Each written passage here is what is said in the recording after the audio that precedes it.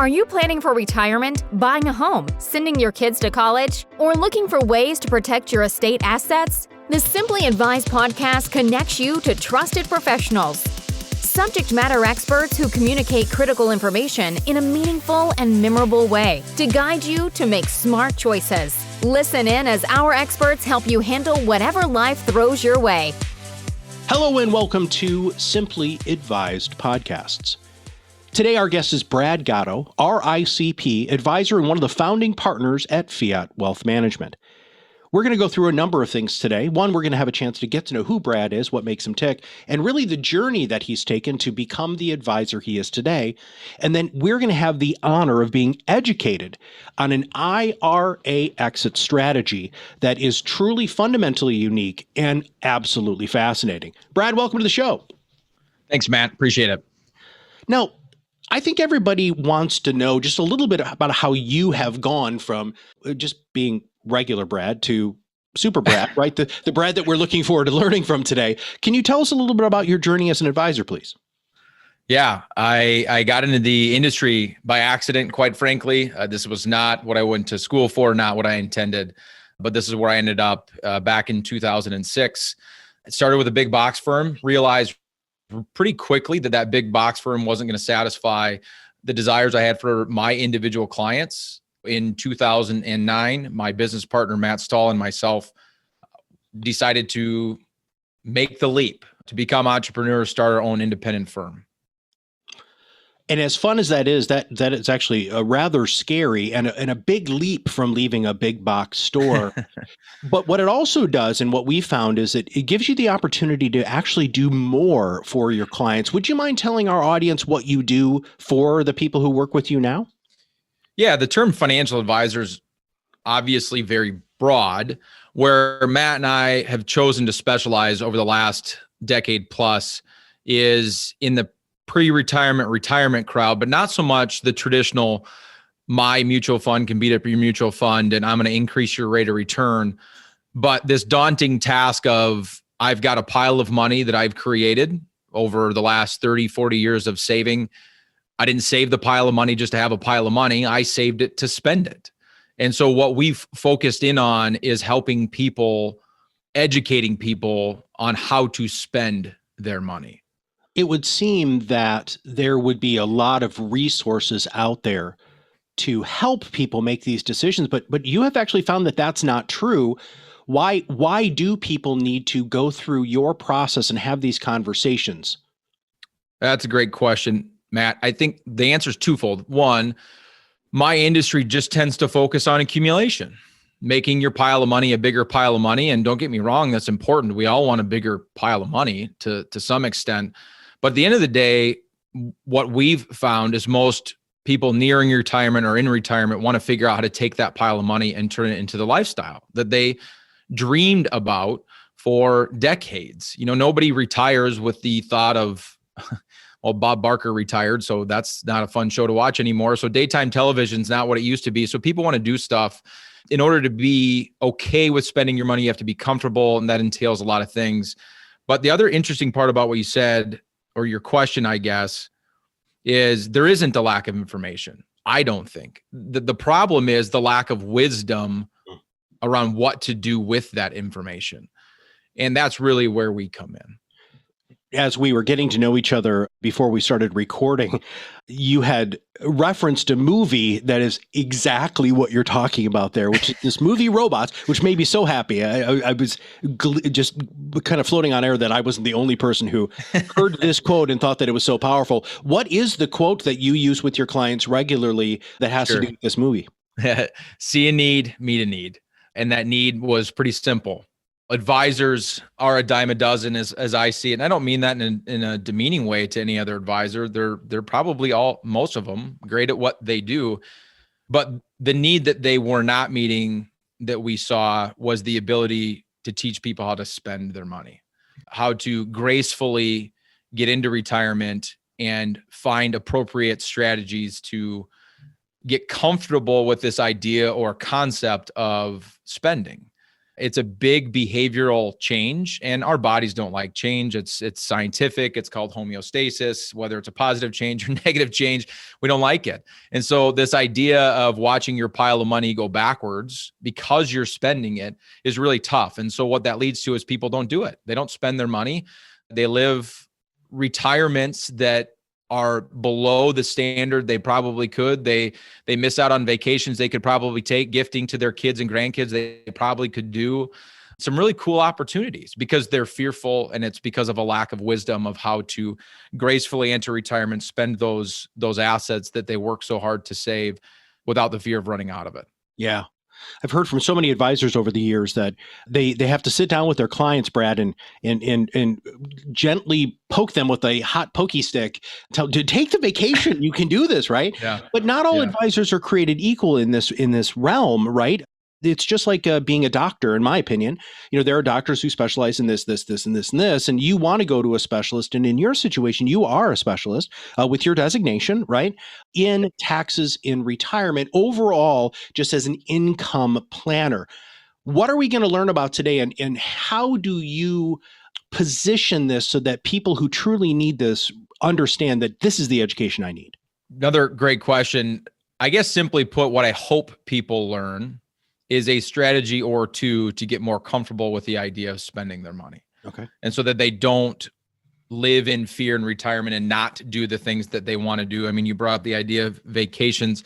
I can't tell how many people walk in my office and we ask those types of questions about what are their dreams and what do they want to get done.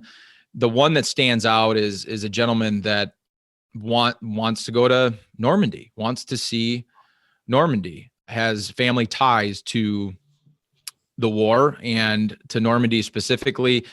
And this gentleman was pulling a certain amount of money out of his accounts every month to live on to supplement Social Security and a pension that he has.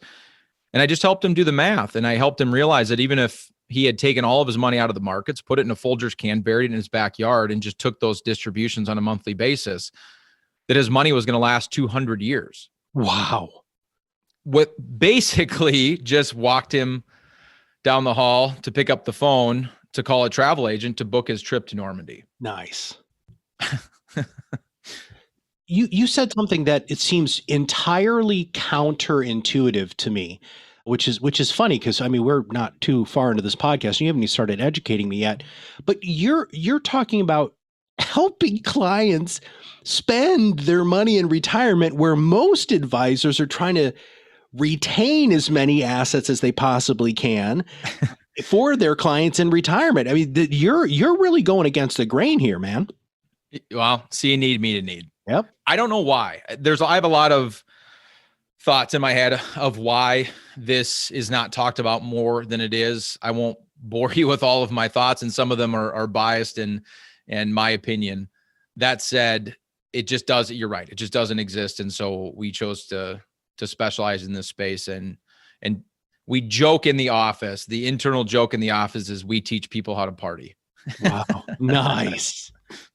Well, let's dive into this. How do you teach people? Let's talk about this IRA exit strategy and what you're going to talk to our listeners about today. Yeah, obviously there's a lot of things you can do, and we're not going to cover in one podcast all the potential things you can do. But for today's purposes, one of the biggest unknowns in retirement is taxes and what that is going to look like for them. It's one of the two largest expenses that retirees face, the other one being healthcare. Gaining control over your largest expenses in retirement is no different than being 25 years old and really paying attention to your mortgage and your student loan debt, because those are the two largest expenses that come out of your budget every single month. The thing that I think is lost on most people entering retirement and getting into retirement is that every time you saved $1 and you invested it, or even just to cash, and you put it anywhere, IRA, 401k, Roth IRA, after-tax brokerage account, savings account, of course, there's an investment implication to that decision. But there's also a tax implication to that decision. Did I put that money away on a pre-tax basis? Did I put it away on an after-tax basis? What does the tax bill look like on the growth? Are there limitations to when I can pull that out based on age, based on taxes, these sorts of things? What we try to do is educate on tax liability, tax law. The other piece of that, Matt, is that the vast majority of people that we talk to have the majority of their retirement savings in an IRA or a 401k. Right. And that money is tax deferred money.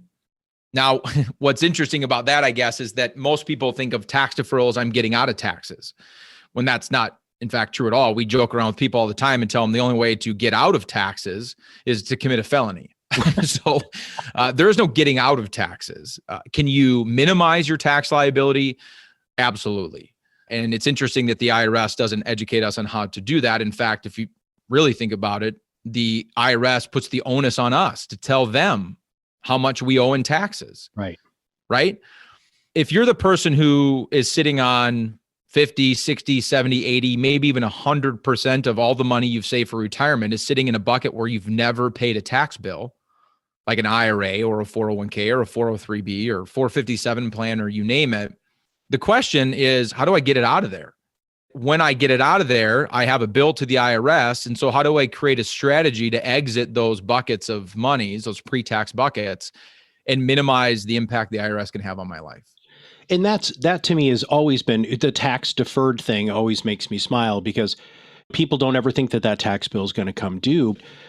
We know that there is a big problem when it comes to that. And if this is not handled correctly, then that tax bill can actually, not just at one point, like a one single point in time, but over the life of your retirement can be brutally punishing and make it so that you can't live the retirement that you've dreamed about, right?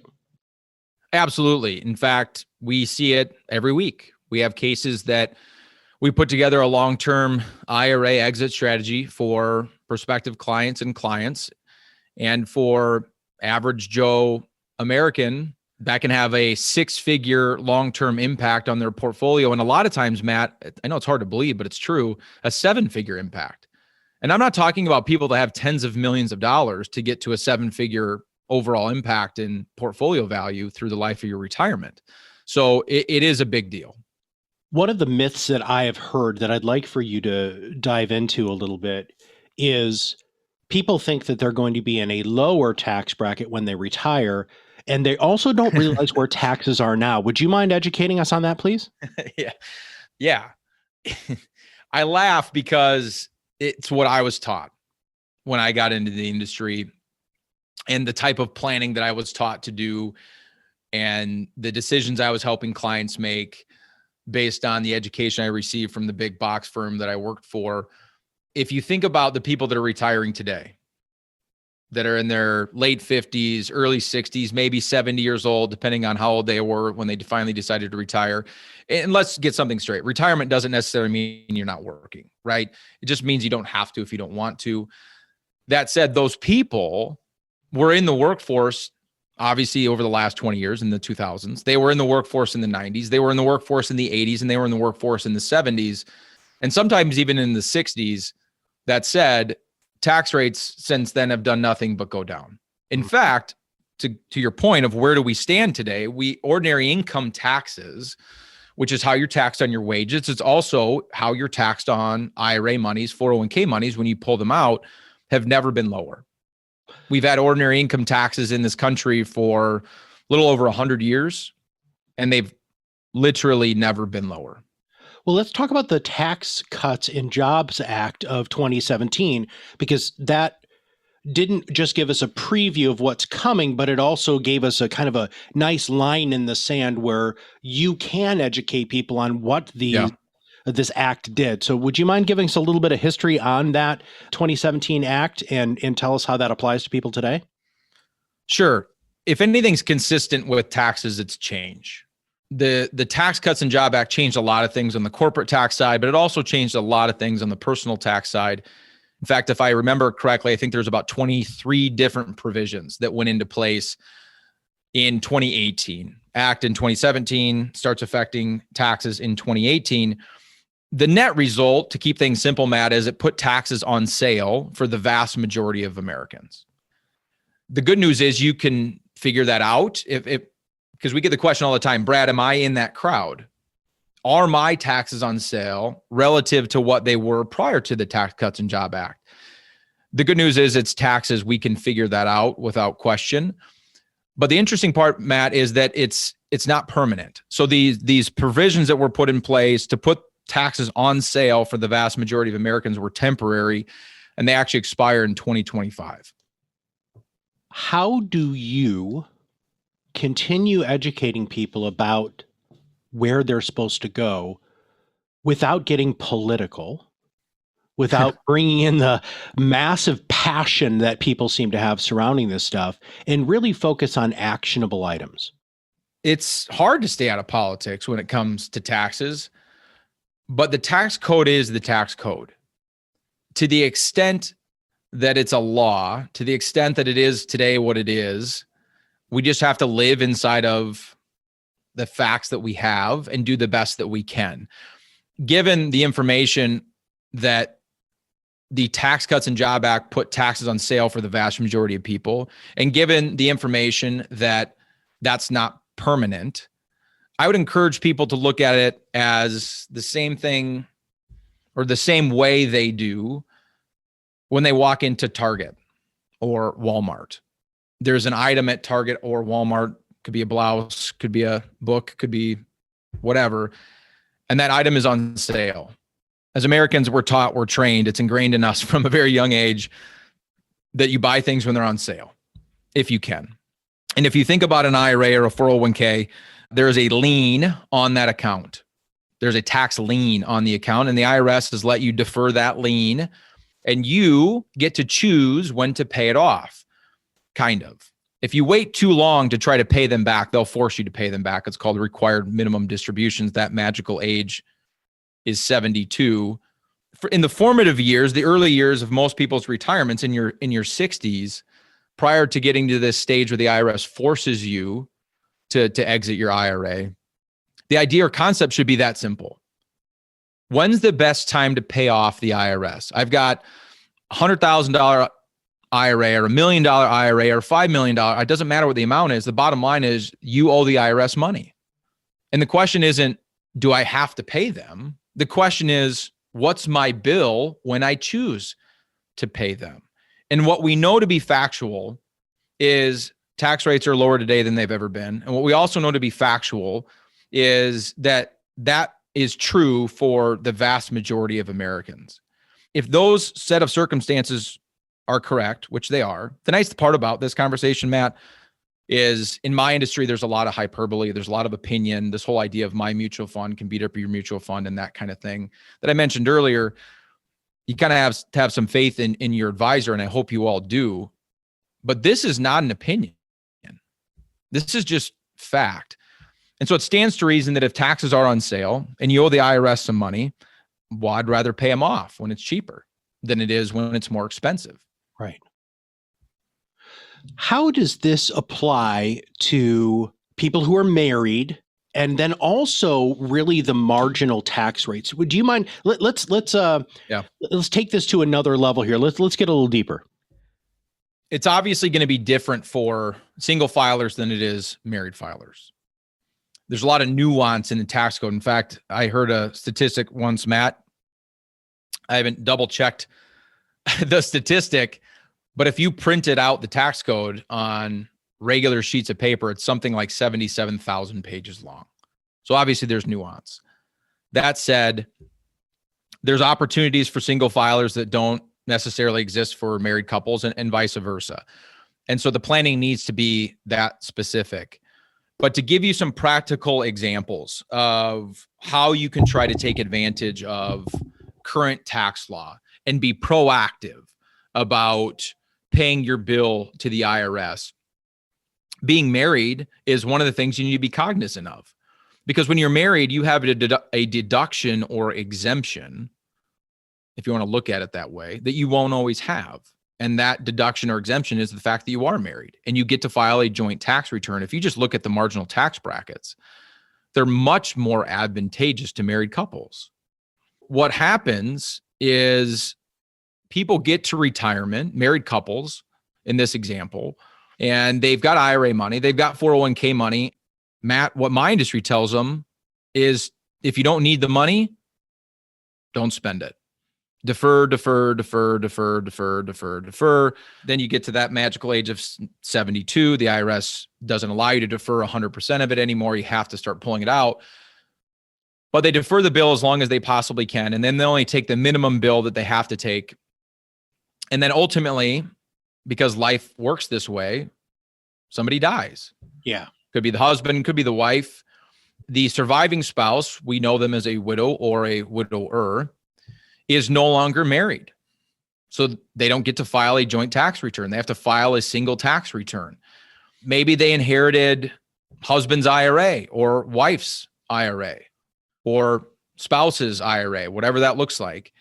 They now start taking the distribution. But those distributions now come at a single filer rate rather than a married filer rate. The average increase we see in effective tax rates to the federal government at that point is about 40 to 70% increase in the bill. Ouch. Yeah, we call it, it's not called this in the tax code, but here at Fiat, we call that a widow's tax or a widower's tax. It's just another thing to be thinking about. If you are married, we always ask the question, Matt, what are the odds that you and your spouse die on the same day? It's probably ridiculously low. Almost zero, right? Then it begs the question, what are the odds that this is going to happen to you? Yeah. That at some point there's going to be a surviving spouse, and that surviving spouse is going to see an effective increase of 40 to 70% as the tax code exists today in the tax rate on that IRA that you deferred because my industry told you to. That's terrifying to me. How do you help with that, dude? I mean, you were just talking about how this is an opinion. This is black and white. This is tax code, 8 kabillion pages of paper that you print off, right? How can you today help people solve some of these problems so they don't have to worry about that sometimes 20, 30 years after they stop working? A 1040 is a 1040. So every time you file your taxes at the end of the year, well, actually, it's always the following year. It's always reactive math. All your decisions get made in 2020, and then sometime early in 2021, unless you file an extension, you're putting down on a piece of paper and basically telling the IRS, this is what I did last year. This is all the income I had come in. These are all the deductions that I have. And so this is my bill to you. Because that's the way our system works, what it allows us to do, Matt, is really just put pen to paper and say, okay, let's look at your 1040 this year. Let's look at anticipated 1040s in future years and figure out what your liability is going to look like year after year and start deciding when we should be paying this bill. And normally what we find, Matt, is that people should be purposefully pulling money out of their IRAs and 401ks today that they don't necessarily need to spend. In fact, there's another lie or internal misnomer that people have in their head is that if I pull money out of my 401k or I pull money out of my IRA, that means I have to spend it. Because we get that answer all the time. Well, Brad, I don't need the money. I didn't say you needed the money. Mm-hmm. I just told you need to get out of your IRA.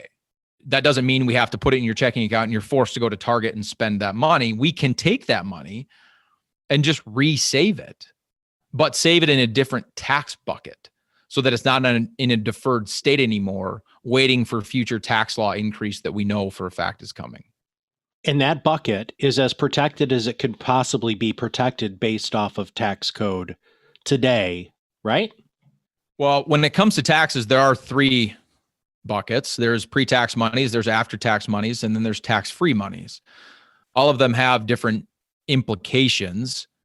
Make no mistake, the decision to pull money out of an IRA and go to an after-tax account or to go to a tax-free account is not an investment decision. If you own, as an example, if you own ABC company stock in your IRA and you love it, and you don't necessarily want to get rid of ABC company stock, and so you struggle with this idea of moving out of the IRA, and is it riskier for me to go to an after-tax account or to a tax-free account?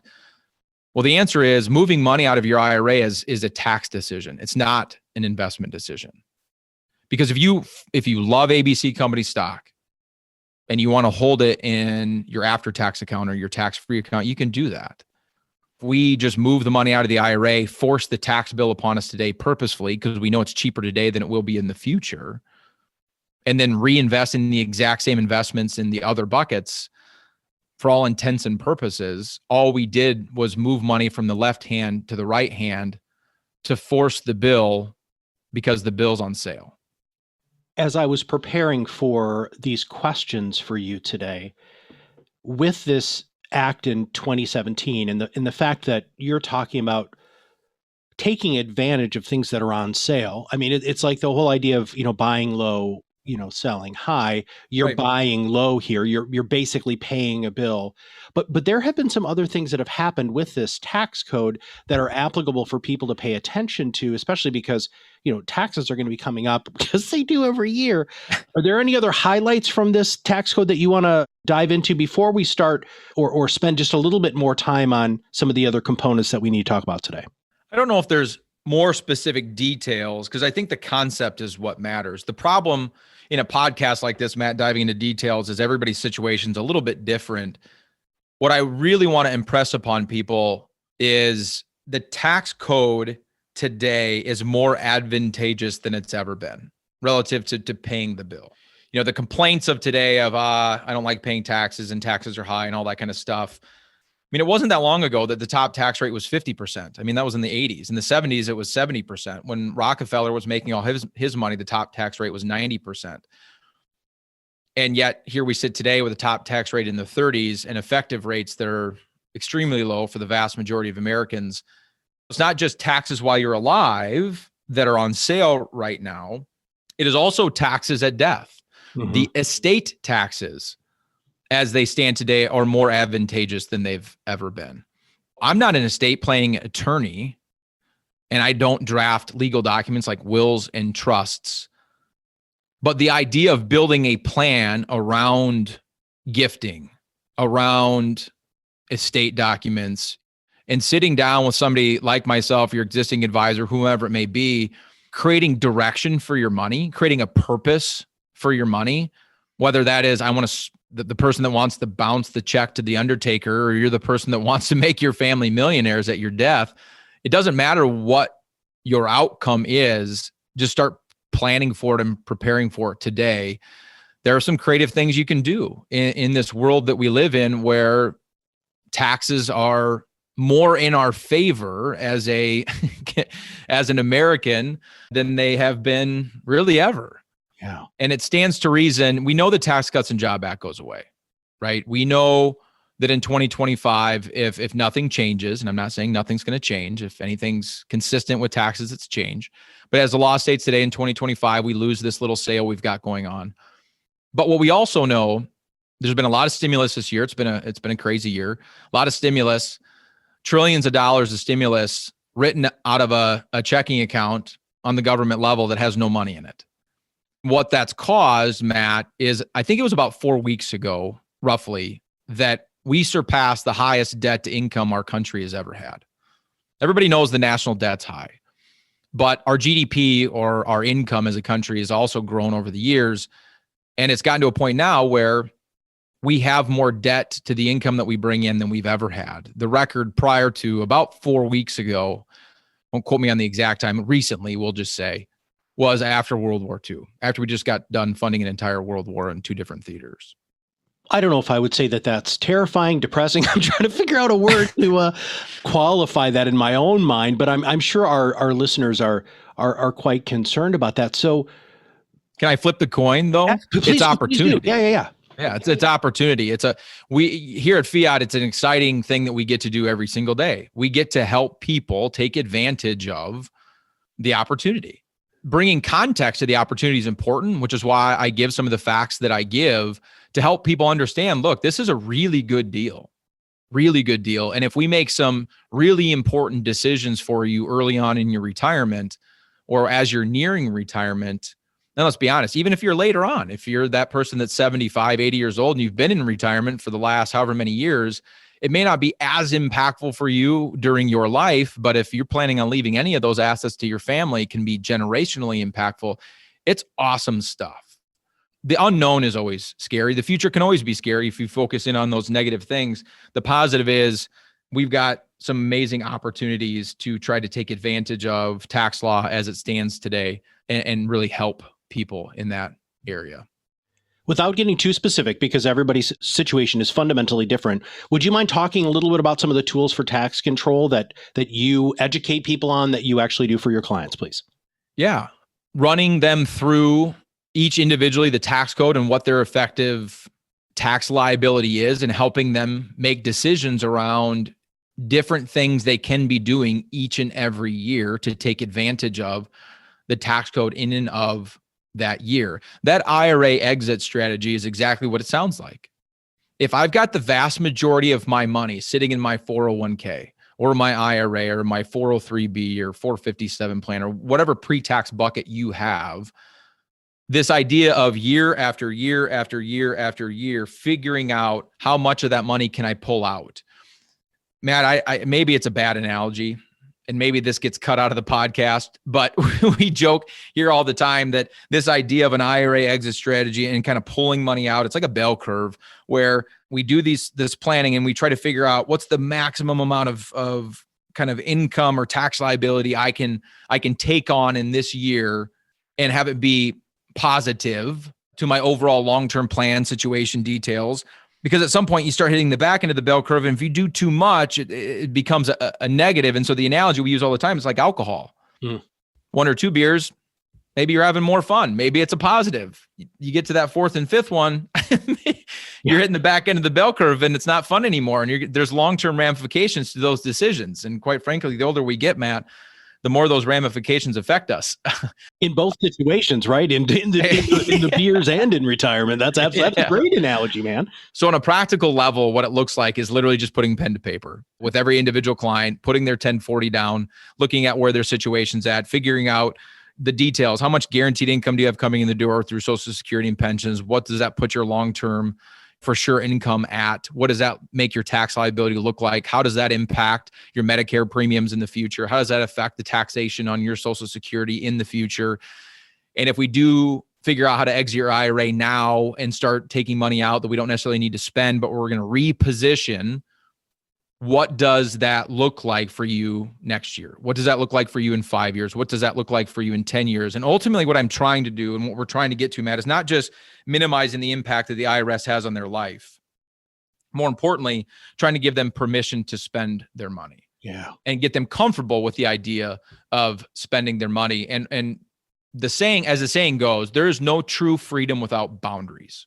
We need to set the boundaries. And so if we can dial in exactly what they want their legacy to look like, if we can dial in exactly how much money they want to spend in retirement, what they want their budget to look like, and we can dial in expected liability of the IRS year over year and kind of plan around these things, what we've found is it gives permission to people to party, as we like to joke.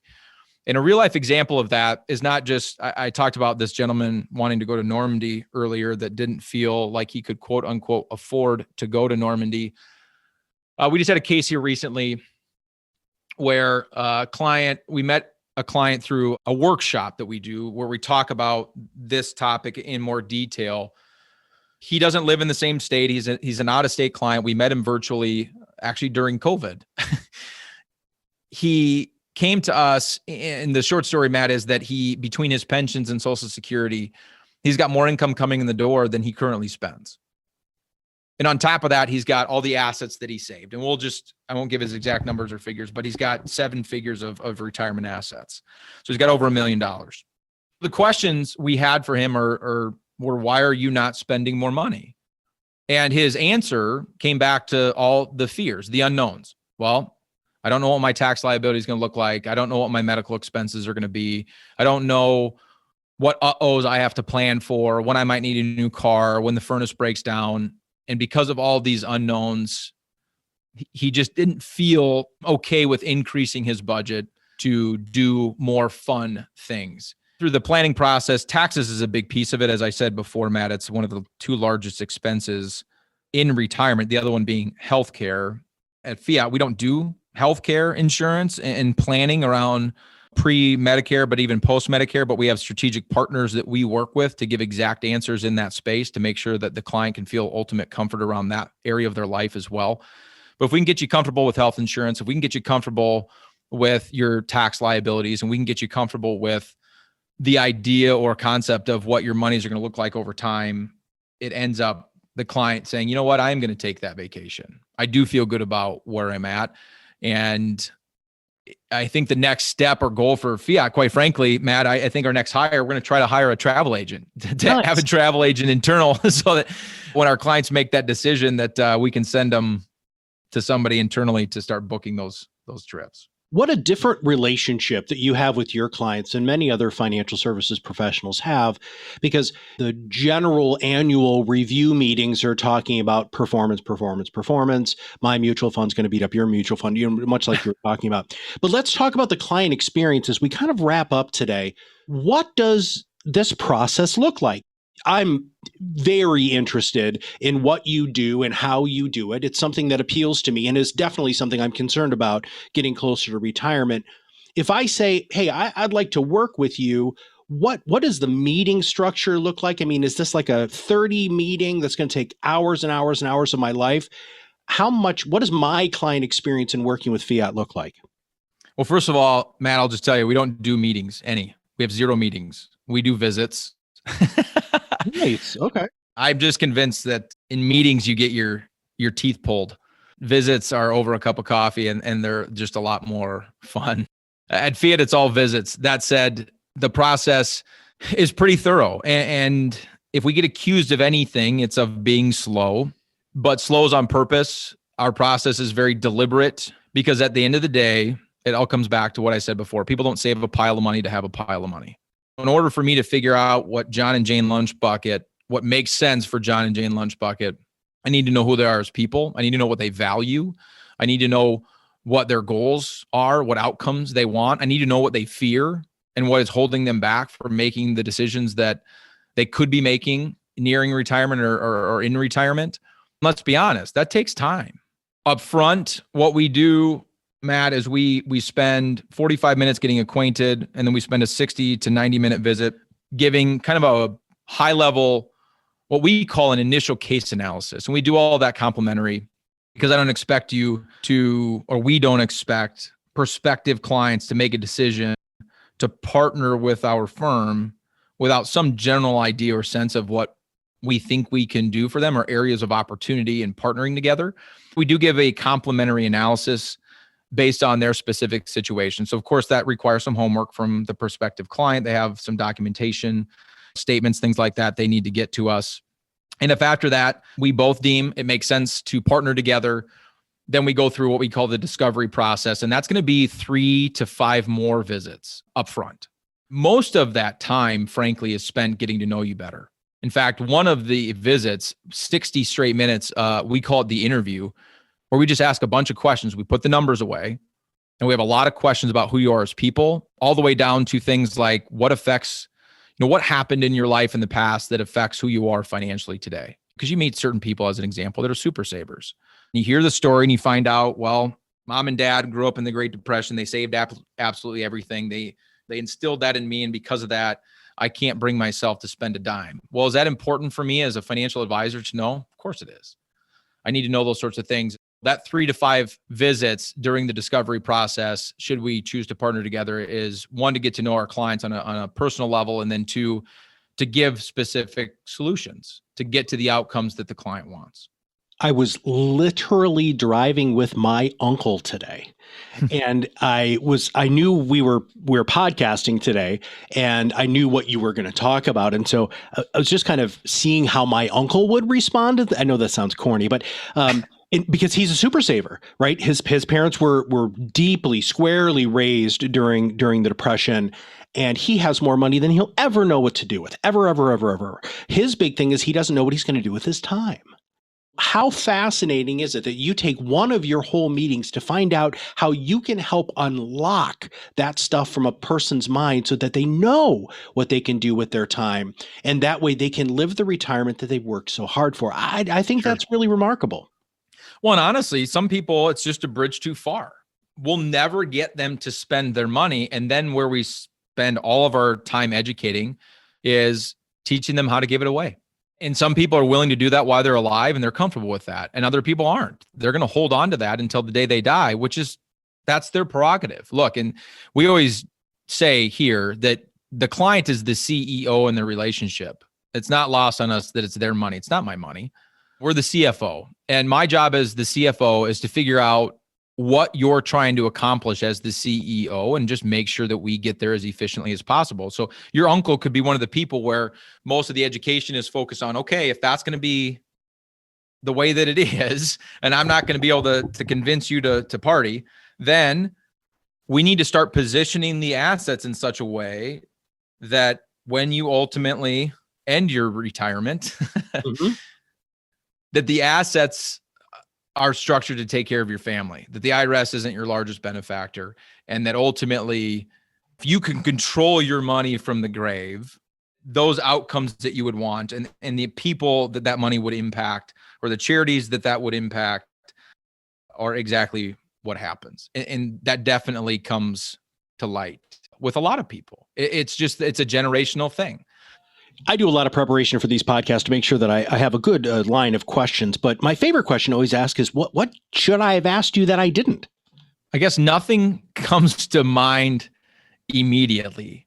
I would just really encourage people that are listening to this podcast to seek information, to get comfortable with the idea of either spending their money or giving it away. They've done study after study after study after study, and every study's come back exactly the same. You know what they found, Matt? You can't take it with you. Yeah, I've heard that a few times myself. Yeah, I could send you white papers. With that in mind, if your advisor is not having these conversations with you, I'm not telling you to fire them. I'm not telling you to call Fiat directly. Just find somebody that's going to get you comfortable with the idea of chasing the outcomes that you want. We live life once. You get one shot at retirement. And the last thing we want is regret. I'll end that by my most personal story, and that is my dad. My dad's blue collar as blue collar gets, hourly jobs his entire life. My parents divorced when I was young, single parent, 3 kids, that whole deal. Didn't grow up with money, never really had money in the family. My dad has done a good job on his hourly pay of saving money and will at some point here in the future be able to retire. And he's nearing retirement now. And I just had a conversation with him in the last month. And the conversation, Matt, went like this: Brad, I don't like my job. I know you don't like your job, Dad. That said, you're nearing retirement and you make more money than you have to make right now. You still need to work. You're not quite at a point where you can quit, but you don't need to make the amount that you make now, so you could make less money. And he said, well, what do you think I should do? And I said, I think you should be happy. I think you need to go find a new job and cut your pay in half. Who cares what the pay is as long as it's enough to pay your bills? Just go find something that makes you happy. And ultimately, Dad, we've structured things in such a way that when you get to retirement, we don't have these concerns and your money is in a position where it's going to provide the exact income paycheck that we're after. So just go find a job that you're going to be happy with.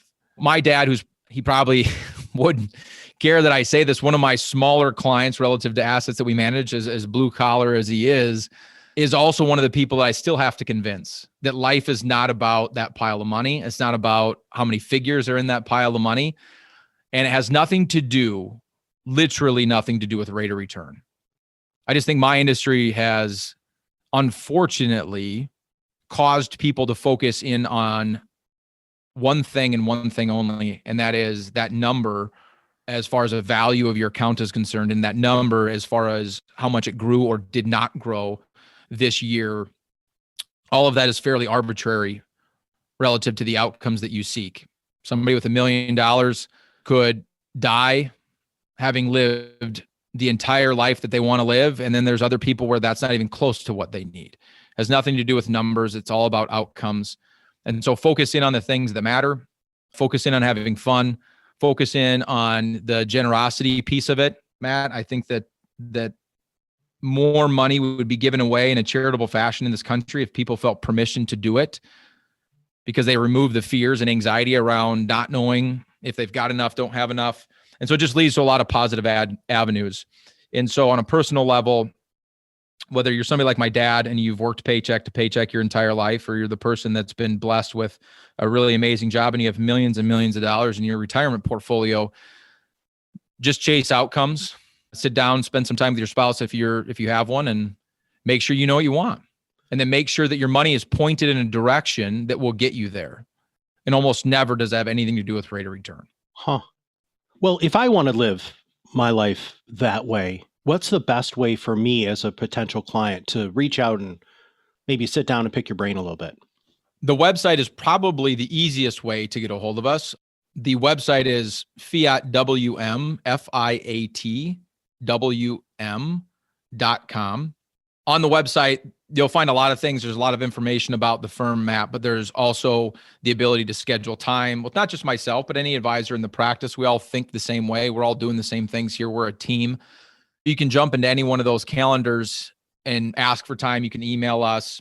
The other thing I'd really encourage you to do is check out the events tab on our website. We do a monthly, what we call an inner circle workshop. Really, Matt, what that is just an educational workshop that you can participate on Zoom. The topics change every single month. There are months, Matt, where we, like January's inner circle workshop, we have an asset manager coming to talk about what they do, how they do what they do. This asset manager manages billions and billions of dollars. And so we're excited to have him. We have other months, like last month, we had a real estate agent and a travel agent.